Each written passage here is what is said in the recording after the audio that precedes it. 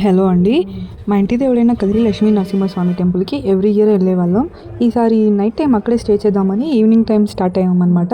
మా టైం ఏంటో కానీ ఈసారి ఆయన చాలా కష్టపెట్టేశాడండి మమ్మల్ని. తిరుపతిలో డైరెక్ట్‌గా కదిరి బస్సు దొరకలేదని మదనపల్లిలో దిగేసి అక్కడి నుంచి కదిరికి వెళ్దాము అనుకుని మదనపల్లి బస్సు ఎక్కామండి. అక్కడికి వెళ్ళే లోపల 8:30 పైన అయిపోయింది.